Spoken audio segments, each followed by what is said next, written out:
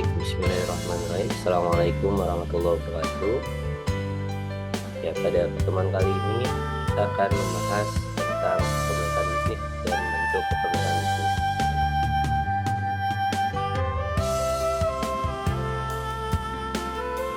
Jadi, berbagai bentuk kepemilikan bisnis di perusahaan yaitu ada tiga macam, yaitu perusahaan perseorangan, perusahaan kemitraan atau firma, dan perseroan terbatas.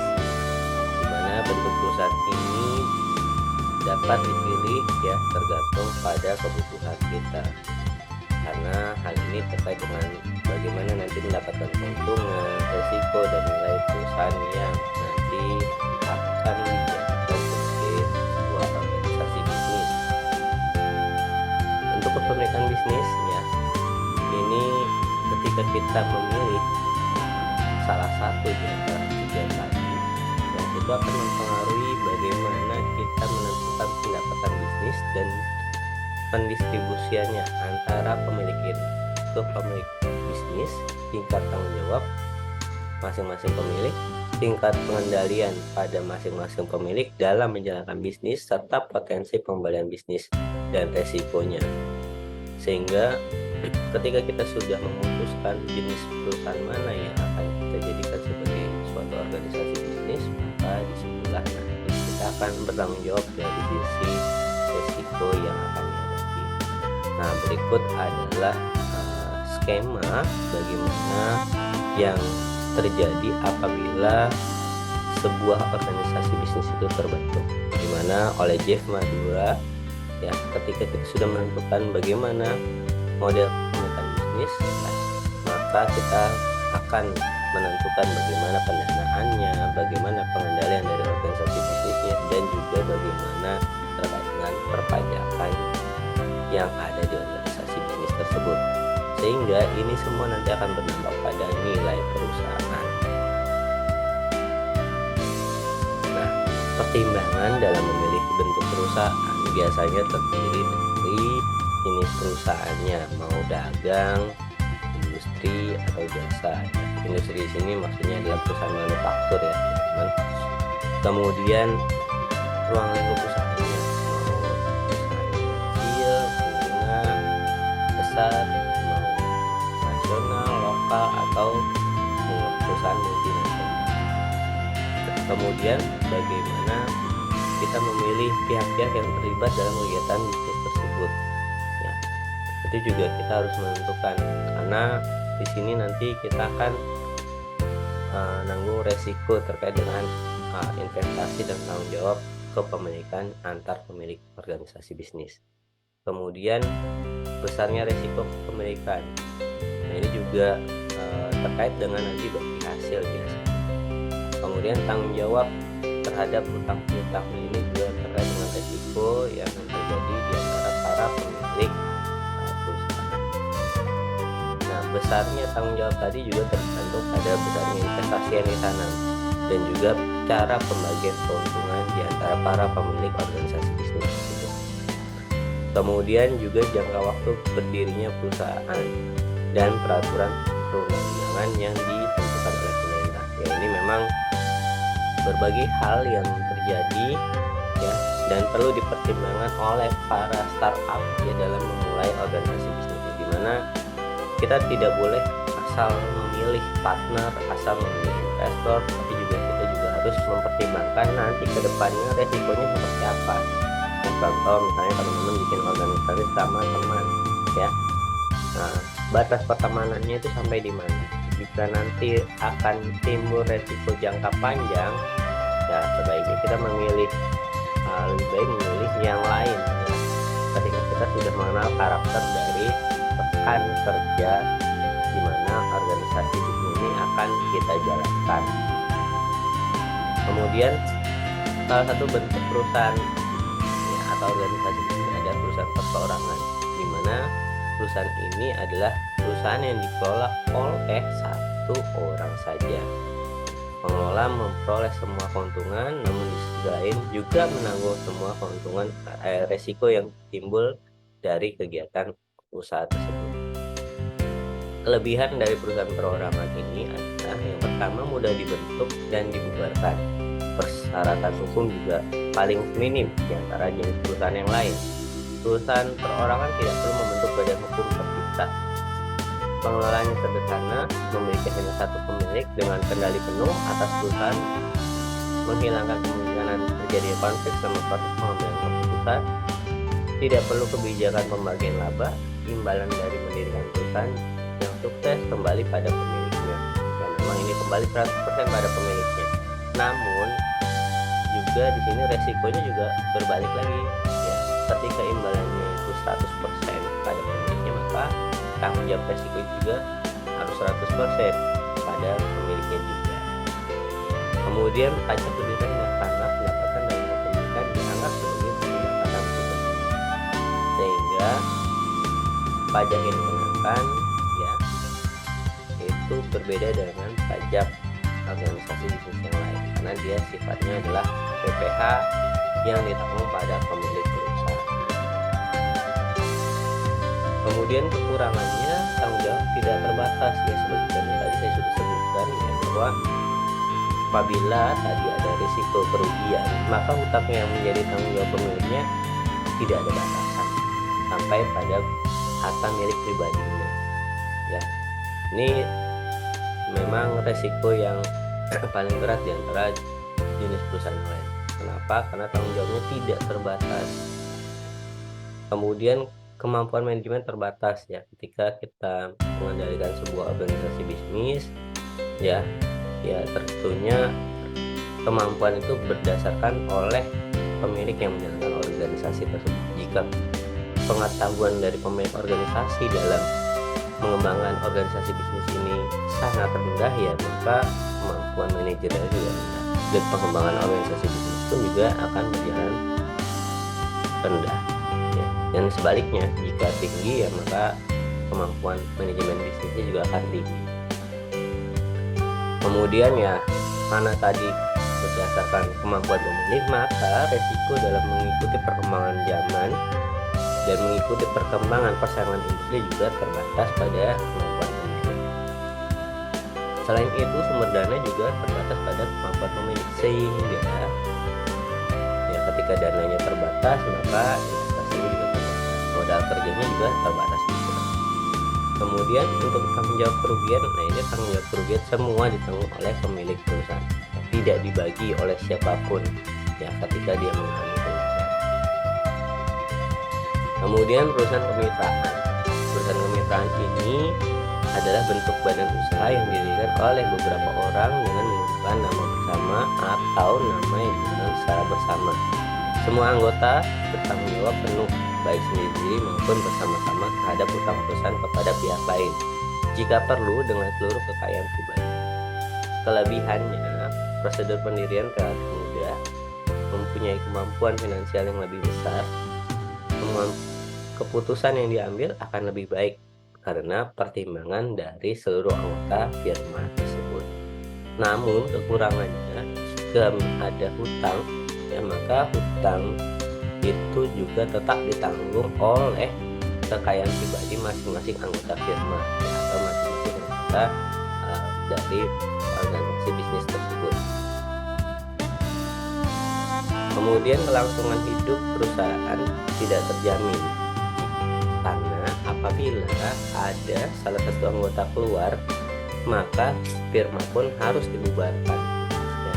Nah, ini memang sedikit berbeda dengan perusahaan perseorangan ya.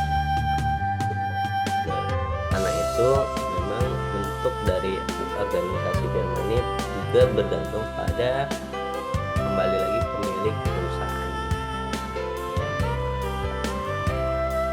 Nah, kemudian ada perseroan humaniter atau CP. Nah, ya, persekutuan humaniter ini yaitu organisasi bisnis yang didirikan oleh beberapa orang dengan menyerahkan uangnya untuk digunakan dalam persekutuan sebagai modal perseroan.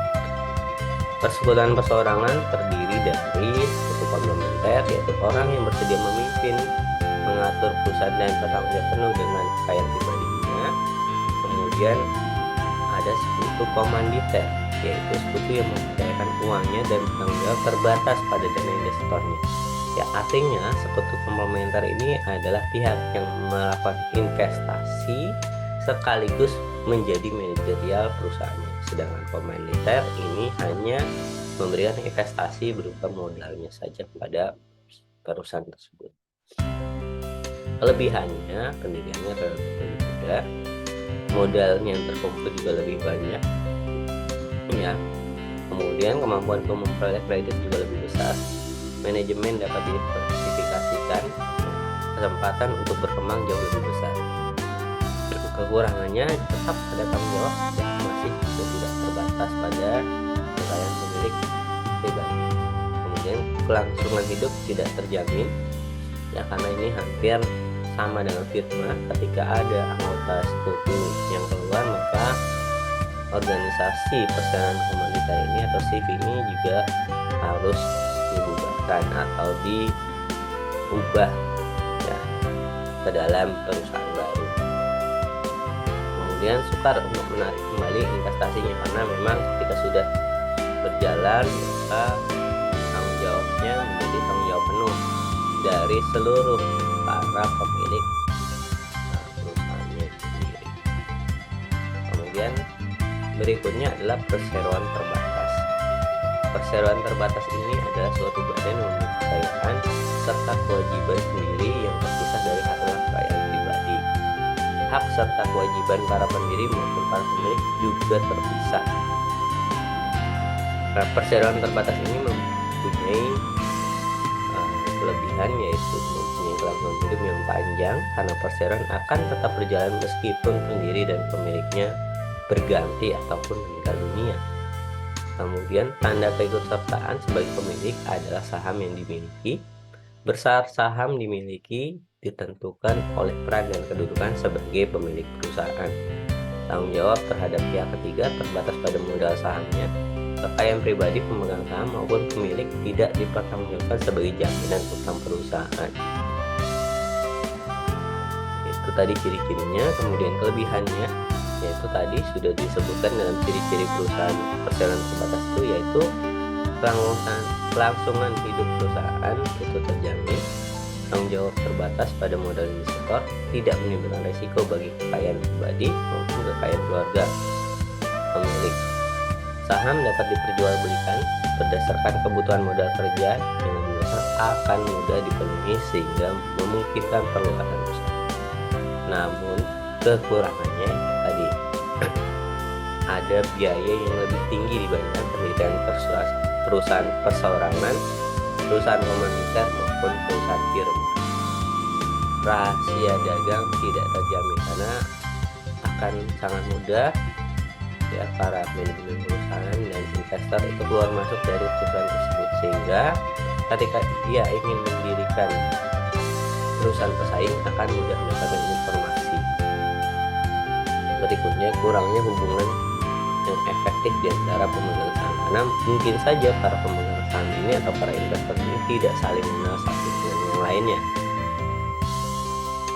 Kemudian proses pendirian perseroan terbatas, ya, yaitu yang pertama membuat akta pendirian dari notaris, lalu akta pendirian telah mendapatkan pengesahan dari Kementerian Hukum dan HAM, didaftarkan pada panitera pengadilan negeri setempat, dimuat atau diumumkan dalam lembaran berita negara Republik Indonesia, dan sebelum proses tersebut dilakukan maka perseroan terbatas tersebut belum dapat dinyatakan sebagai badan hukum atau juga disebut dengan PT dalam pendirian.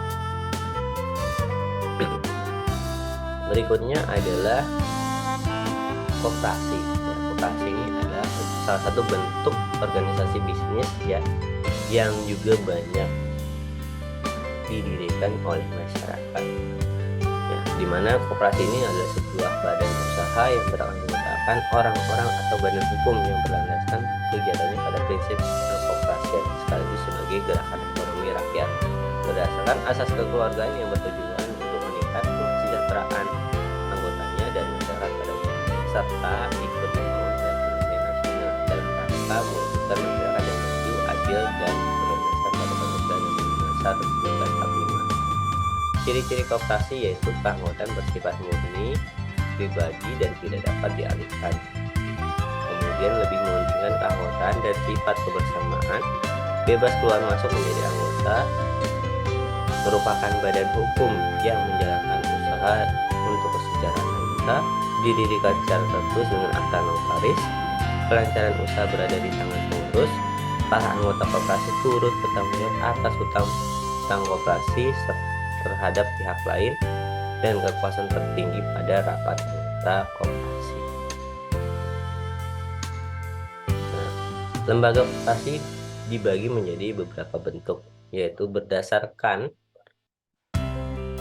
bidang usahanya, yaitu ada koperasi produksi, koperasi konsumsi, koperasi pinjam, dan koperasi serba usaha. Kemudian menurut luas wilayahnya ada koperasi primer, ada koperasi pusat, ya, ada gabungan koperasi, dan ada induk koperasi. Ya, mungkin teman-teman pernah melihat ada kalau di Halim itu ada induk koperasi angkatan udara, ya. Nah, itu adalah koperasi induk untuk berbagai koperasi milik divisi-divisi antar antara di antara angkatan udara mungkin di Jakarta dan sekitarnya. Ya, saya lanjutkan ya.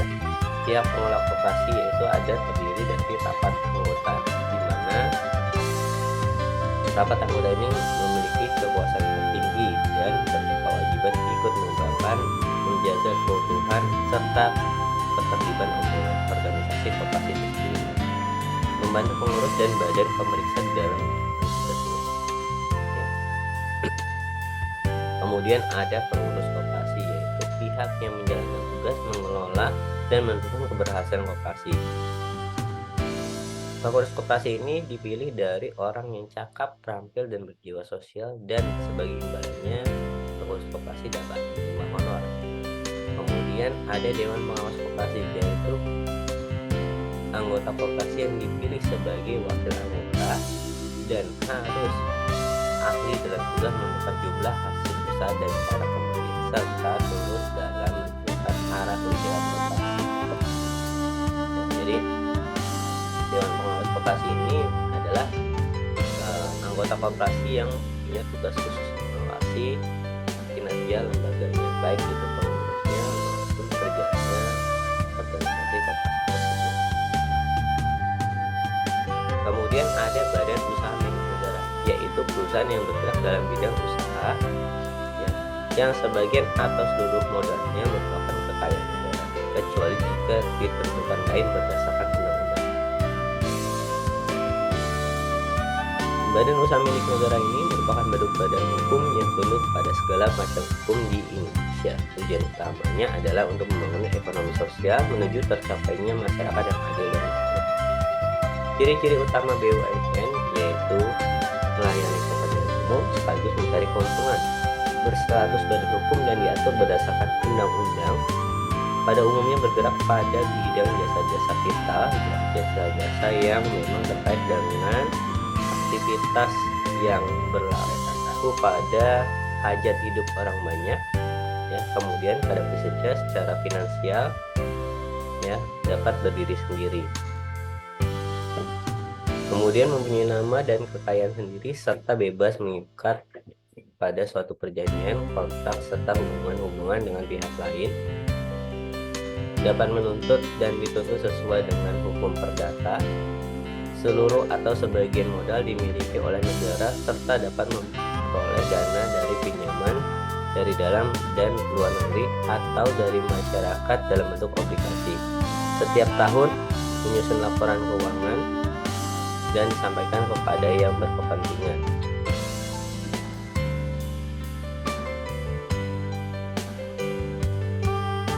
Metode memiliki bisnis, ya. Ini ada beberapa cara. Yang pertama, mengambil alih bisnis keluarga, yaitu cara yang paling ideal di mana bisnis karena kinerjanya telah diketahui sebelum menjadi pemilik serta mudah memprediksinya. Jika kinerja bisnis selama ini baik, maka fungsi pemilik baru hanya memastikan bahwa operasional yang ada masih berlanjut secara efisien. Namun apabila sebaliknya, pemilik baru harus merevisi manajemen pemasaran dan kebijakan keuangannya. Membeli bisnis yang sudah ada, yaitu bisnis yang dijual dengan alasan misalnya kebutuhan keuangan pemilik enggak atau yang lainnya. Pemilik harus mempunyai keahlian pada jenis bisnis yang akan dibeli dan yakin bahwa keuntungan yang akan diperoleh sebanding dengan modal yang dikeluarkan. Dengan membeli bisnis yang sudah ada, biasanya bisnis yang dijual dengan alasan kesulitan keuangan ini, ya kita harus mengeluarkan sejumlah modal ya yang sebanding dengan modal yang dikeluarkan dalam organisasi bisnis yang kita beli tadi. Kemudian ada franchising.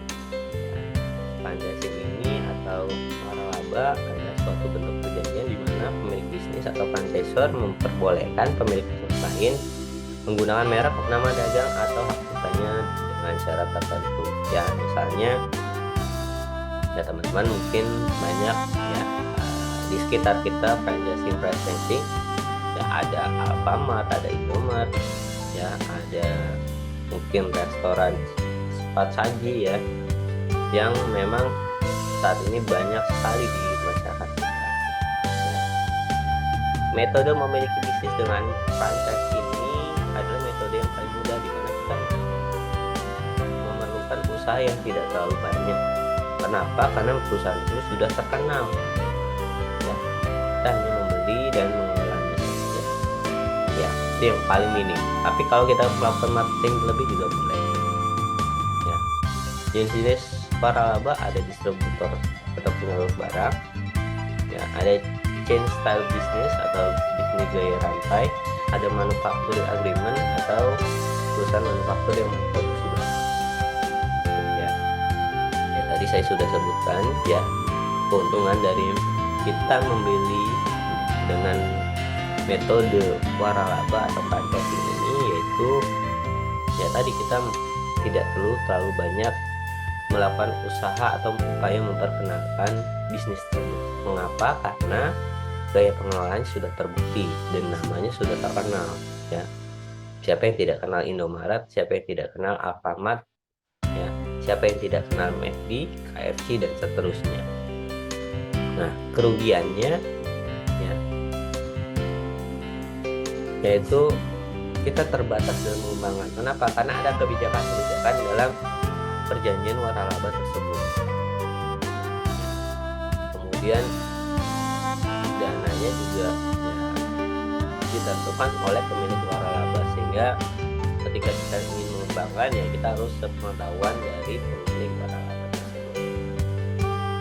Nah, teman-teman, dalam mengukur kinerja bisnis ya, maka manajer harus menentukan bagaimana strategi bisnis yang akan mempengaruhi imbalan atas penanaman modal pada perusahaan dan juga resiko, sehingga dua hal ini menjadi kriteria dalam menentukan kinerja. Imbalan atau ekuitas yaitu kita memperkirakan bagaimana imbalan dari investasi dengan mengukur return on equity sebagai representasi laba setelah pajak dibagi dengan total investasi. Dan kemudian resiko bisnis yaitu tingkat ketidakpastian di mana laba perusahaan di kemudian hari bisa terjadi kenaikan atau penurunan tergantung pada sisi kinerja perusahaan, sehingga imbalan yang diterima oleh pemiliknya juga bergantung pada aktivitas yang berlangsung pada perusahaan tersebut. Hubungan antara investor antara risiko dan imbalan. Investor bisnis dan kreditur akan memberikan dananya kepada bisnis yang berisiko tinggi apabila mereka memperoleh imbalan yang tinggi juga. Ya. Kemudian imbalan kreditur berupa tingkat suku bunga yang tinggi sebagai kompensasi atas peminjaman dana pada bisnis yang berisiko tinggi. Ya, ini adalah referensi dari materi podcast ini. Apabila ada pertanyaan, mari kita diskusikan pada forum ketemu. Terima kasih atas perhatiannya teman-teman. Saya cukupkan. Wabillahi taufiq wal hidayah. Assalamualaikum warahmatullahi wabarakatuh.